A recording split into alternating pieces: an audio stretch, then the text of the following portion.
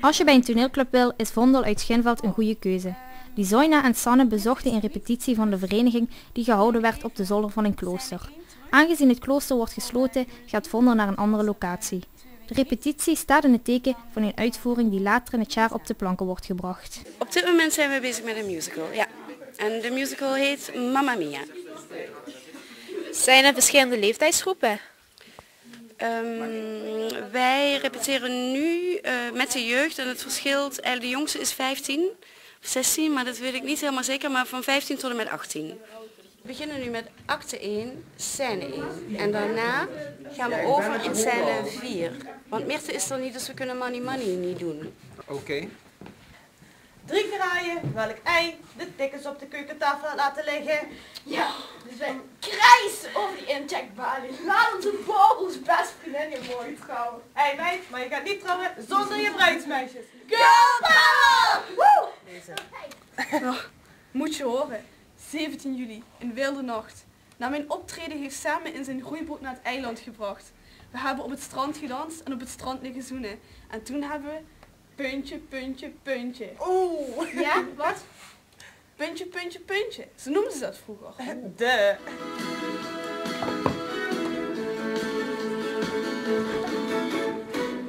Honey, honey, how he thrills me. Honey, honey. I'm learning in these doors. I'm wanting to know some more. And now I know what they mean. He's a love machine. Oh, he makes me dizzy. Waarom vind je toneel zo leuk? Ja, eigenlijk gewoon omdat je gewoon een keer lekker iemand anders kan zijn, je lekker kan uitleven, tenminste ik dan. En sowieso, ik zit er nu al 11 jaar bij, dus ik vind het gewoon echt, vanaf het begin al zeg maar, heb ik altijd al zoiets gehad van, ik wil in de belangstelling staan. En ja, dat komt het beste uit een toneel. Omdat ik gewoon allerlei rollen kan uitproberen en mezelf ook een beetje de weg in te vinden. En je kunt gewoon lekker iemand anders zijn en gewoon jezelf bezighouden en ja, het is mijn vrije tijd inhouden. Zeg maar. Bill, Harry en Sam, jullie aankomst op het eiland. Ja?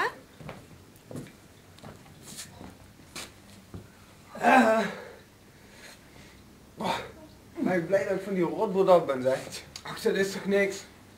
Kajak en de moerassen van Okavango, dat is pas zwaar. Zal ik jullie eens wat vertellen? Zien jullie die taverne hier? Vroeger stond hier toch alleen een oude scheur. Ik was al bang dat ik tussen die geiten moest gaan slapen. Nou, die taverne hier, die heb ik gemaakt. Of ja, gemaakt. Ik heb hem ontworpen. Ik heb hem 21 jaar geleden achter op een servetje geschilderd. Maar hoe weet je nou dat dit ding van jou is?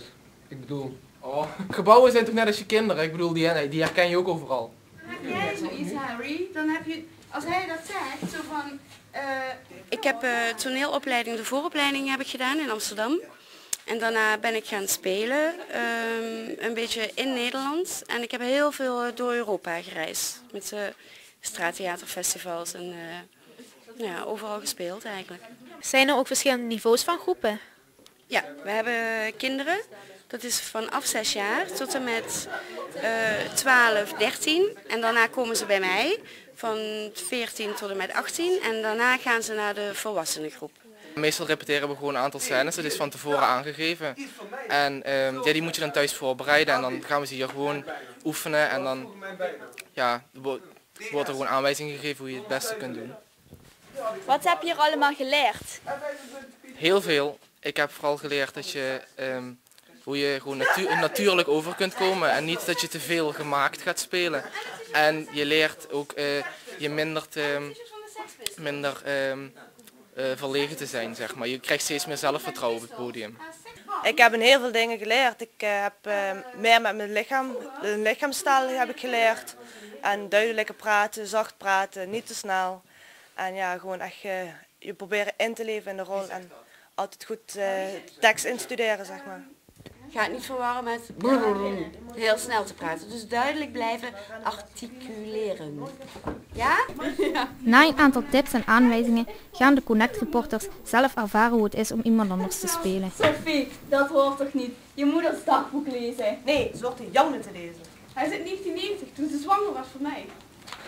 En toen hebben we puntje, puntje, puntje. Oh! Ja, wat? Puntje, puntje, puntje. Zo noemden ze dat vroeger. De. Mannen, allemaal hetzelfde.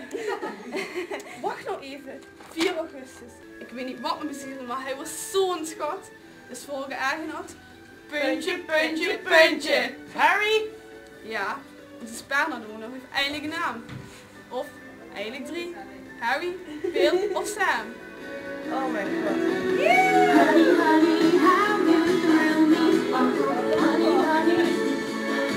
Ik wil sowieso bereiken dat we een hele leuke voorstelling maken.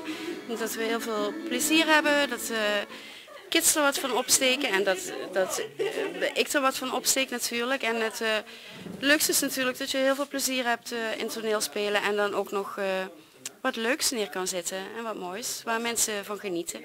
All the things I could do if I had a little money.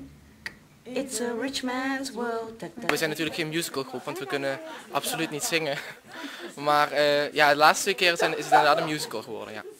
Maar we hebben ook, heb ik ook in een groep gezeten waar we zelf stukken hebben geschreven. En die waren ook heel erg leuk om te doen, want dan kun je het ook eigenlijk een beetje jezelf erin zetten. Dus het was heel erg leuk. Ik wil naar de toneelschool.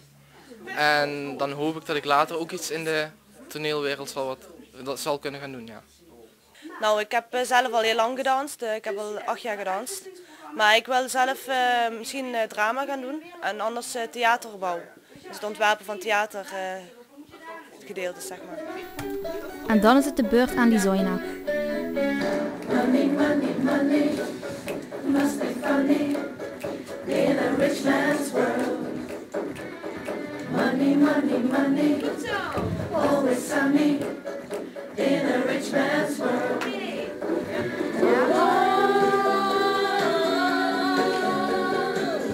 All the things I could do if I had a little money. It's a rich man's world.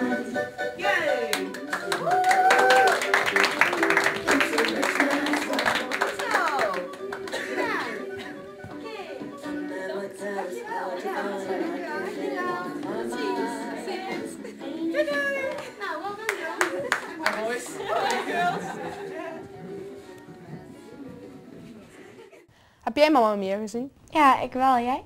Ja, ik ook. Vond je hem leuk? Ja, ik vond het wel leuk. En jij? Ja, ik ook. Ze deden het wel goed na, hè? Ja.